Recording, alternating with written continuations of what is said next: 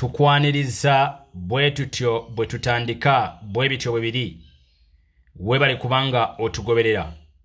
Next Edition TV nze Frank Asiri muzzukulu wa Kyaddondo mawulire kwetola nsi yonna program Sekanyolya Extra the Undercover webale kubanga otugoberera. Mikwano gyange abali emitala w'amayanja mukola kya Bay, abali mu America, abali e Canada, abali mu North Korea, mikwano gyaffe abawangalira mu Venezuela, bannayuganda abatugoberera nga muli e Dubai, abali e Turkey, abali e Saudi Arabia ku kyombo ky'Omwarabu, mmwe bali kubanga ate mugoberera. Watugera tabula fenna nammwe abali wano mu ggwanga lya Uganda. Abanyakasese mmwe bali kubanga kwe muli. Abanyamubende, abanyambarara mmwe bali kubanga ate mugoberera Next Edition TV. Manyi nti mutambula era mugoberera. Sijja kukowa kubebaza ekyamazima ye mmwe abatuwadde amaanyi wabula nkujjukiza subscribinga n'okusharinga n'okucommentinga. Mikwano gyange abawangalira sayidi ze Ishema mmwe bali kubanga kwe muli.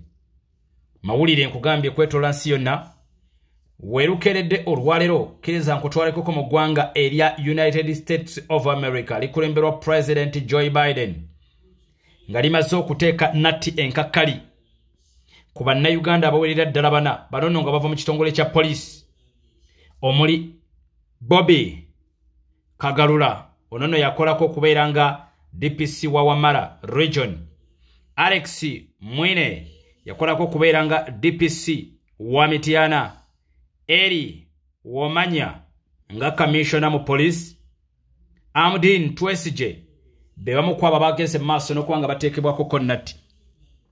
Njagala kutegeeza ko goma ne Uganda agenda maaso n'okubanga ate ongoberera. America singa ebegeze maaso n'okubanga ekuteekako nnatti kitegeeza nti famire yo abakaabe nganda n'ab'emikwano mpaawo n'omu abakkirizibwa kulinnya kigere mu ggwanga lino erya America. Tekikoma ku ekyo, eggwanga lino buli kyabugagga kyonna ky'oba olinayo kiba kimaze okuteekebwako kenvumbo.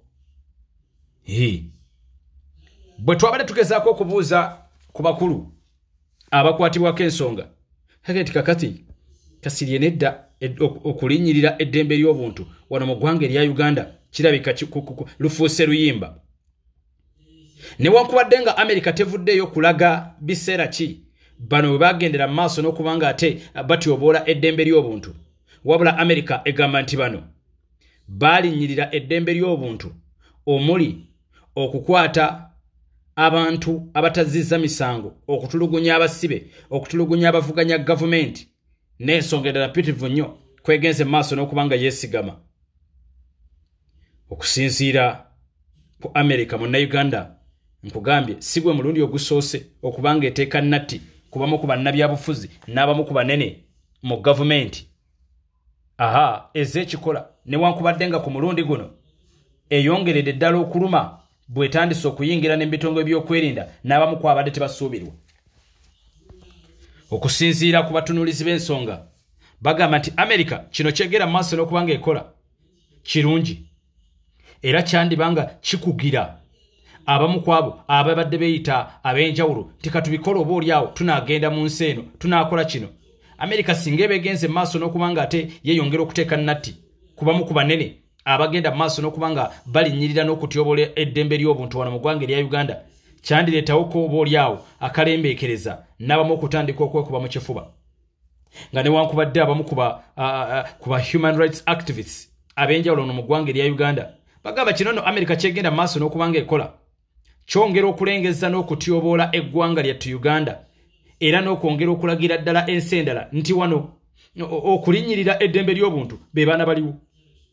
Kakati bwe kibanga America publishinze amannya gaabo beetaddeko envumbo ate nga kumpi buli luvannyuma lwa myezi 3-4 ebaakoko abantu beeteekako envumbo, kyongerera ddala okusiiga ekifaananyi ekibi eri amawanga amalala oba oliawo agandibadde gasiga ensimbi wano mu ggwanga erya Uganda, anti mu ggwanga erya Uganda temuli oba oliawo kye bayita kugoberera ddembe lya buntu.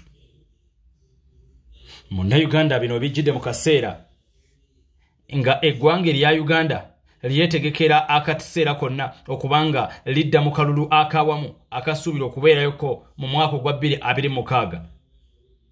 Kitegeeza nti America kino kyebegenda maaso n'okubanga ekola kiyinza okuleetawo ko oboolyawo akalembeekereza oboolyawo kakati eri abateekateeka okujja mu kalulu.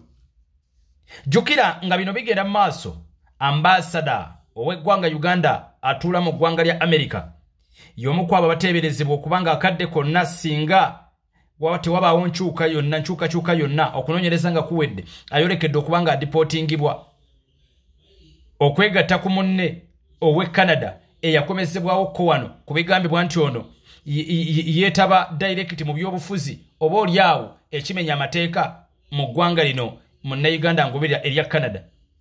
Waliwo ekintu kye neetaaga okubanga nkunnyonnyola ndowooza ogende mu maaso n'okubanga okitegeera. Wano mu ggwanga erya Uganda oba n'ensi endala, singa President Museveni abaako ensonga yonna gy'ayisa, eggwanga lya Rwanda bwe ligitunulamuko ne liraba nga oba olyawo eggwanga lya Kenya, eggwanga lya Sudan, eggwanga erya TZ, amawanga gonna agegattira mu mukago gwa East Africa Community tegangwa mangu kukugiyisa mu maaso. Singa omukulu agamba nti omukulu ono okusinziira ku kye tulaba taabe mulungi wano mu East Africa, kale n'amawanga amalala nayo gatunula mu nsonga eyo ng'obutagiyisa mu maaso, kubanga singa omuntu abeera ow'obulabe eri Uganda kitegeeza ayinza okubeera ow'obulabe eri Kenya nga bwe mwakiraba wano ku ba Al-Shabaab bwe baakuba eggwanga erya Uganda ne bakuba ne Kenya kumpi mu kiseera kye kimu. Kakati gwe bannayuganda agenda mu maaso n'okubanga ongoberera ku Next Edition TV. Olwaliro singa ogenda mu maaso n'okubanga oteekebwako konnatti eggwanga lya America, kitegeeza lwatu nti indirect n'eggwanga lya Bungereza liba likutaddeko konnatti. Eggwanga lya Bungereza singa likuteekako konnatti, njagala kutegeezaako nti kumpi n'eggwanga lya Australia liba likutaddeko konnatti. Awo nno bwe njagala ogende mu maaso n'okubanga ongoberera bulungi nnyo nti Canada singa ekuteekako nnatti, njagala kutegeezaako nti n'eggwanga ly'omu America liba linga likutaddeko nnatti. Nti amawanga gano gombiriri kumpi gali wansi w'eggwanga lya Bungereza era gatambulira ku ntoli n'amateeka ga Bungereza. Kakati bw'okeera ku makyanga olwaliro visa yo esaziddwamu nga America ekumye visa, kitwala akaseera eggwanga lya Canada okukkiriza okuwa visa. Basooka kunoonyereza nakwekenneenya lwaki ensonga eyakummisa visa ya America. Singa Canada ekuma visa, Omumerika naye kimutwalira akaseera okwekenneenya okuzuula lwaki eggwanga lya Canada lyakumye visa. Era abamu ku bammiddwa visa mu mawanga omuli America, Australia, amawanga nga Bungereza, kibatwalidde akaseera akazibu okuyingira oba okupenetrating okuyingira mu ago amawanga. Kakati gwe munnayuganda agenda mu maaso n'okubanga ongoberera mukata nakugambako emabegako legati totwala for granted okuba nti eggwanga lya America litaddeko omuntu natti. Ye gwe bataddeko natti yayinza okutegeera obuzito n'amaanyi g'ekintu kino.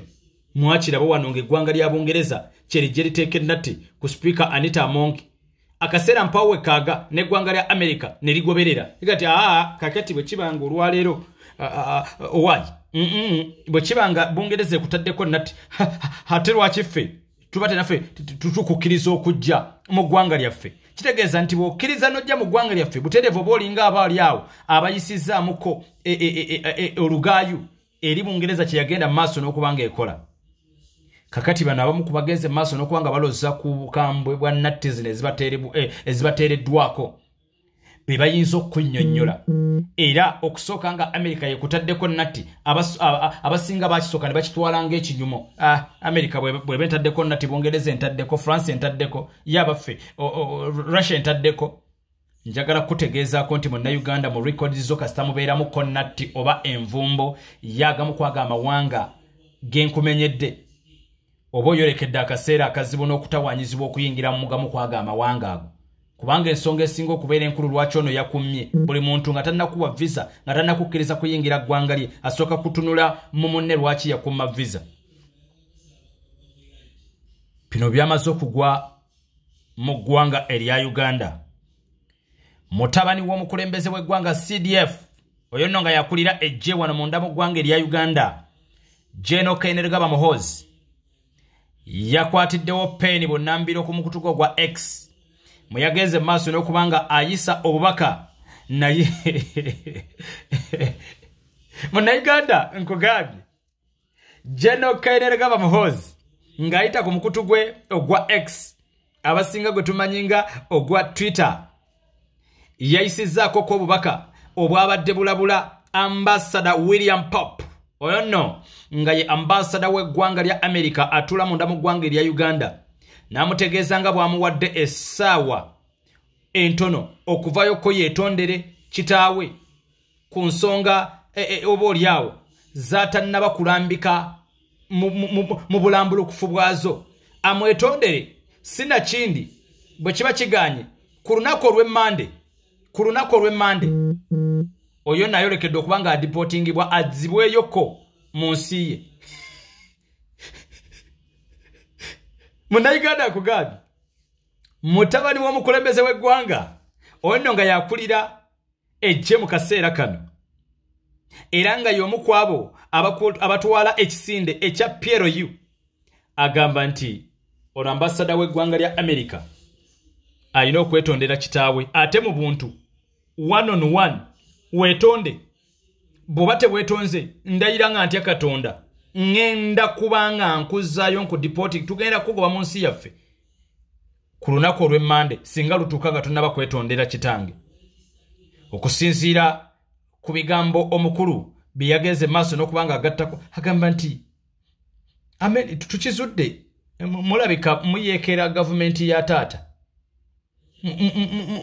muwaayiriza gavumenti ya taata okusinziira ku bisomera mu bbaasa bagamba nti obusungu General Kainerugaba Muhoozi kwabujja ze zimu ku nvumbo ezongedde okuteekebwa ku banene mu gavumenti ya Mwami Yoweri Kaguta Museveni eyo nno nga ye ya kitaawe America natti zeeyongedde okubanga eteekawo ng'akaseera mpawo wekaaga nga kye bajje bagende mu maaso n'okubanga bateeka kuba officers bana mu poliisi mu kitongole kya poliisi America mwe yagendedde mu maaso n'okubanga ebabaninga obutaddamu kulinnya mu ggwanga lya America kwoteeka n'ab'eŋŋanda zaabwe wamu n'ebyo bye batisuubira okubanga badde balina mu America okubanga tebigenda kubaddizibwa Muhoozi bwe yalabye bino naga nti kakati nno mulabika mmwe mugenda kutumanyira bumanyizi lwaki buli kaseera muli ku basajja ba taata lwaki buli kaseera muli ku basajja ba taata nedda lino jogo akamanyiiro okulengeza n'okwagala okutulowooza nti mwe muli ba kitalo nnyo kakati nange ndagira ng'akulira ejje wano mu ggwanga erya Uganda ambasada w'eggwanga lya America William Pop wallahi ogenda kwetondera kitange bw'oba tomwetondedde oyolekedde okuddizibwayo kewammwe oba gw'osaaga America tennaba kwanukula tetunaba tutegeera kiva eri America tetunnategeera ambasada yeetonda teyeetonda bw'aba teyeetonze General Kainerugaba Muhoozi kikyagenda okukola bw'aba waakuddizibwayo America egenda kuluyakitinga etya egenda kuddamu etya jukira Munnayuganda osande okukitegeera nti oba oyagala oba toyagala kumpi ebitundu ebiwerera ddala almost 6 kuzimu ku nsimbi eziyimirizaawo bajeti y'eggwanga Uganda ziviira ddala mitala w'amayanja mwezi ensi zinaggwadda ebimu ku ebigenda mu maaso America ez'ebyogerako enfunda eziwera nti eggwanga Uganda liri mu kwaga amawanga agasinza okutambulira ku nkola kwegamba agatatambulidde ku nkola y'amateeka